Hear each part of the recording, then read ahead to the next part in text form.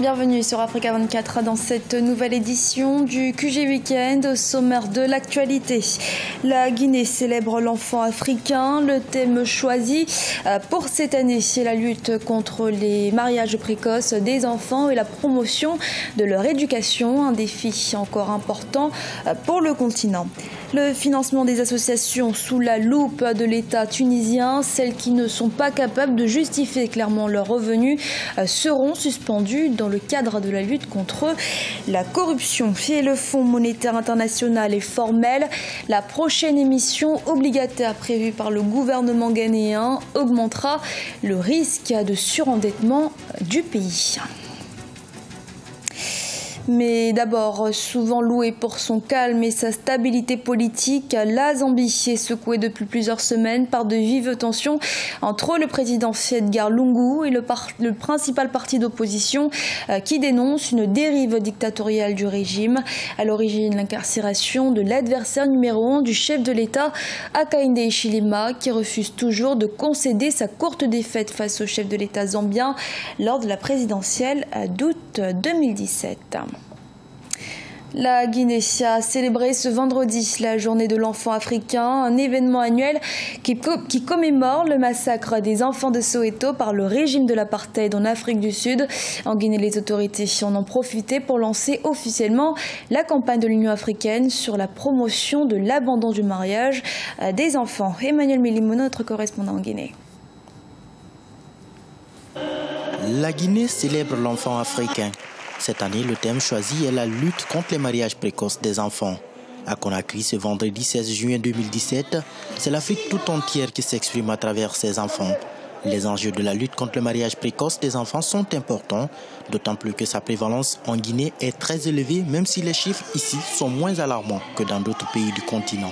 Dans le Code civil, il est dit que l'âge normal de mariage des filles est de 18 ans, mais le constat est que 22,8% des filles se marient avant l'âge de 18 ans et 53,4% des filles se marient à l'âge de 8 ans. Donc c'est une grande problématique qui interpelle les autorités à tous les niveaux. La promotion des droits des enfants reste encore un important défi sur le continent africain. Si sur le plan de l'éducation, des avancées sont notées ces dernières décennies, il n'en est pas autant pour le recul des mariages précoces. Ses conséquences sur l'épanouissement de la jeune fille notamment ne sont plus à démontrer. Il y a des lois qui existent. Le code de l'enfant est là. Le mariage des enfants est interdit dans tous les codes, dans toutes les conventions, c'est interdit. Donc il faut vraiment que ça soit appliqué, que les autorités, le gouvernement s'engagent à l'application de ces lois. C'était sur décision de l'Organisation de l'Unité africaine, OUA, ancêtre de l'Union africaine, que la journée du 16 juin a été retenue pour célébrer l'enfant africain, un rappel au massacre des enfants de Soweto, le 16 juin 1976 en Afrique du Sud, par le régime d'apartheid. Occasion pour mieux se pencher sur les fléaux qui entravent le bon épanouissement de cette couche vulnérable. Au Niger, nouvelle opération contre les terroristes venus du Mali. Cette nouvelle force dénommée Dongo est composée d'un bataillon de 245 hommes. Ils ont pour mission de combattre les terroristes islamistes venus du Mali voisin et auteurs d'attaques sanglantes. Ils opéreront à partir de la région de Tillabéri, à l'ouest du Mali. Dans l'actualité également, après le gel des biens d'hommes d'affaires, influence, c'est au tour des associations d'être épinglées dans le cadre de la lutte contre la corruption en Tunisie. Une cinquantaine d'entre elles qui n'ont pas été capables de justifier clairement leurs revenus ont été suspendues. Sharon Kamara. Dans le cadre de son projet de lutte contre la corruption, l'État tunisien a annoncé la dissolution de 16 associations ainsi que le gel de 50 autres. Celles-ci ont été condamnées pour non-révélation de leurs sources de financement.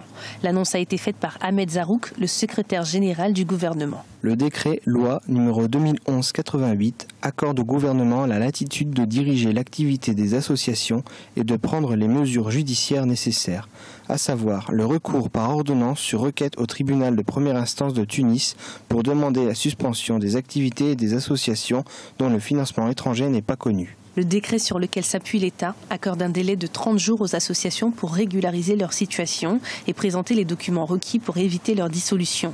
Dépassé cette date, l'activité de ces 50 associations seront suspendues, leurs voies de recours seront alors épuisées et leurs biens entièrement liquidés. Le pays traverse une situation, depuis la crise qui a été déclenchée suite au printemps arabe, une situation qui est assez délicate et qui continue aujourd'hui. C'est une campagne anticorruption.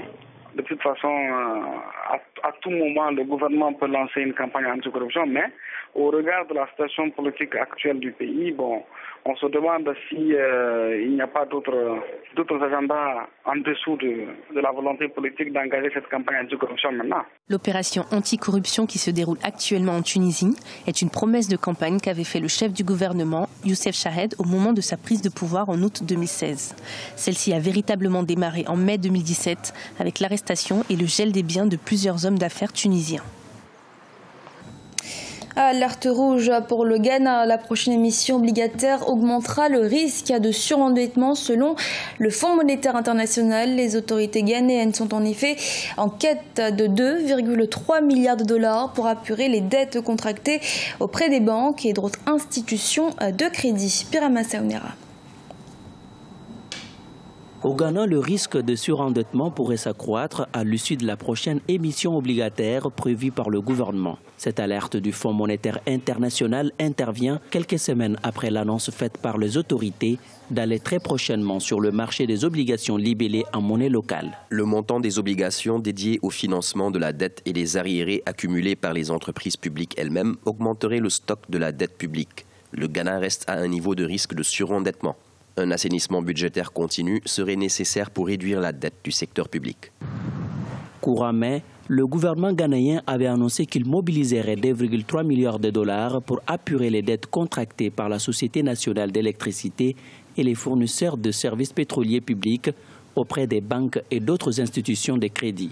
Pour l'heure, les autorités ghanéennes ne sont pas du même avis que le FMI.